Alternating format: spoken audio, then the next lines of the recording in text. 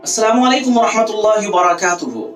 कुर्बानी के लिए जानवर खरीदने से पहले आप एक मर्तबा इस वीडियो को देख लीजिए, सारी कंफ्यूजन दूर हो जाएगी। मन में जो ये सवाल रहता है कि कुर्बानी का जानवर कैसा होना चाहिए, उनकी उम्र कितनी होनी चाहिए, कौन कौन से जानवरों की कुर्बानी दुरुस्त है और किन उयूब की बिना पर हम उन जानवरों की कुर्बानी नहीं दे सकते हैं, ना मालूम होने की वजह से हम परेशान रहते हैं। अगर आप 2 से 3 मिनट इस वीडियो को देख लेते हैं तो सारी कंफ्यूजन आपकी दूर हो जाएगी। तो सबसे पहले आप जान लीजिए कि शरीयत में 3 तरह की जानवरों की कुर्बानी दुरुस्त है।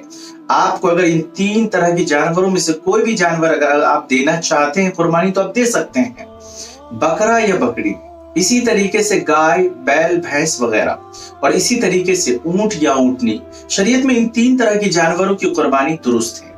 अब सवाल ये होता है कि ये जानवर अगर हमें मिल जाए तो इनकी उम्र कितनी होनी चाहिए। अगर आपको बकरा या बकरी मिल रहा है तो उसकी उम्र कम से कम 1 साल का होना जरूरी है। 1 साल से कम का अगर जानवर है 1 दिन भी, तो ये कुर्बानी दुरुस्त नहीं होगा। मुकम्मल 1 साल या उससे ज्यादा होना चाहिए, तो फिर आप बकरा या बकरी की कुर्बानी आप दे सकते हैं।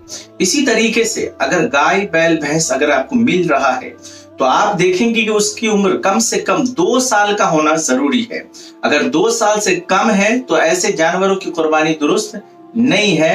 ये बैल, भैंस, गाय वगैरह की ये उम्र है कि अगर इन जानवरों की इतनी उम्र रहती है 2 साल या उससे ज्यादा, तो इन जानवरों की कुर्बानी दुरुस्त है।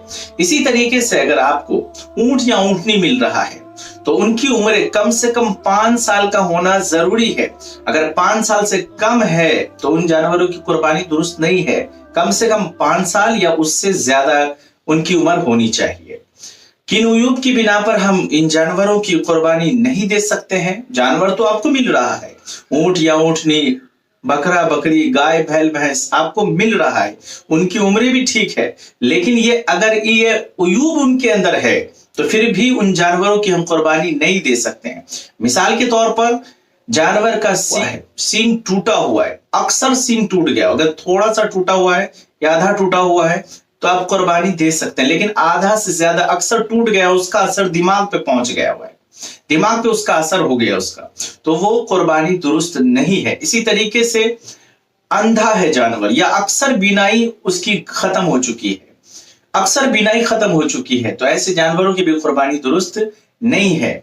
इसी तरीके से कान कटा हुआ है, अक्सर कान कट चुका है, उसका ऐबदार मालूम होता है, तो फिर ऐसे जानवरों की कुर्बानी दुरुस्त नहीं है।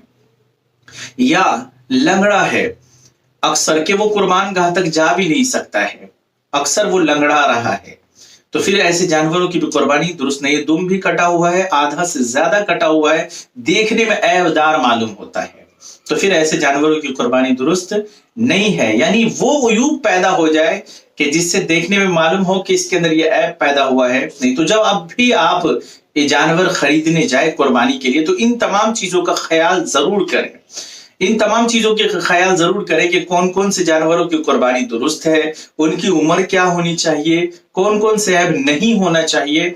अगर आपको ये मालूम है तो फिर आप आसानी के साथ एक अच्छा सा जानवर खरीदिए और आप अल्लाह तबारक व तआला की राह में उसे कुर्बान कर दीजिए। तो दुआ कीजिए अल्लाह ताला हम तमाम को भी अमल करने की तौफीक इनायत फरमाए। अस्सलामु अलैकुम व रहमतुल्लाहि व बरकातुहू।